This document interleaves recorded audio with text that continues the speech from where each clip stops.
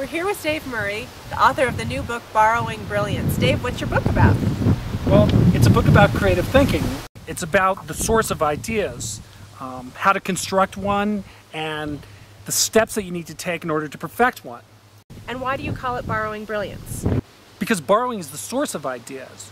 You take existing ideas as the material, recombine them, and that's how you come up with a new idea. I think it's why Einstein said the secret to creativity is knowing how to hide your sources. So who did you write the book for? Well, it began as a business book. I was the head of innovation at the software company Intuit, the company that makes TurboTax and Quicken.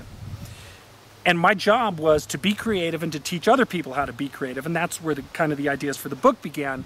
But as I started developing and studying the principles of innovation and creativity, I realized that there was just some general principles that applied across the board to anything. So I think the book is written for anyone that wants to innovate, whether you're a marketing person, a product development person, a scientist, or just to be creative in life. That makes sense, because when I read your book, it did not read at all like a typical business book.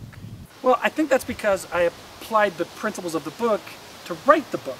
I think it's a unique combination of things. It's part how-to book, it's part history, part psychology, and part storytelling. I liked the stories. Yeah, I put a lot of stories in there. I like to learn by stories.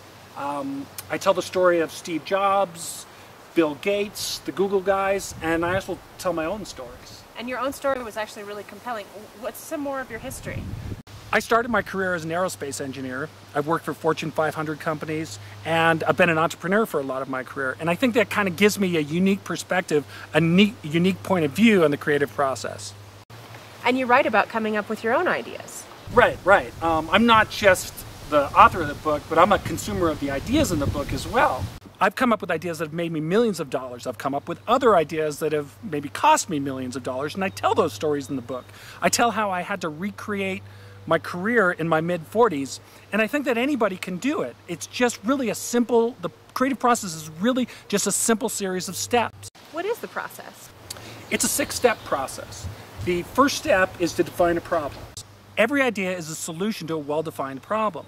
The second step is to borrow ideas from places with a similar problem. First, you borrow close to home in your subject, and then you borrow outside your subject. The third step is the combination step. That's where you take the borrowings and kind of make a rough solution out of them. The fourth step is then the incubation step. Put it all away. You mean like going for a walk or sleeping on it? Exactly, you need to give it time. And then an idea will pop out, like in the morning shower after a good night's sleep, and we've all experienced that. I understand. What's the fifth step? The fifth step is to pass judgment. That's where you say, what do I like about the idea, and what don't I like about the idea. The sixth? The sixth step is the enhancing step. That's where we eliminate the things that we don't like, and we enhance and keep the things that we do like. And it's a return to the other steps. We do that by redefining the problem, borrowing some additional materials, and kind of restructuring and recombining everything. Can you give me an example? I think the iPod is a good example. Apple started out by defining their problem differently than their competitors. They defined it as a customer experience problem, and that led them to some unique combinations of things. Then they borrowed MP3 technology from one place, borrowed online shopping technology from another place, and borrowed industrial design techniques from a third place. And all of that combined into a unique and innovative solution that really changed the way that we listen to music. And you see today they're continuing to evolve it.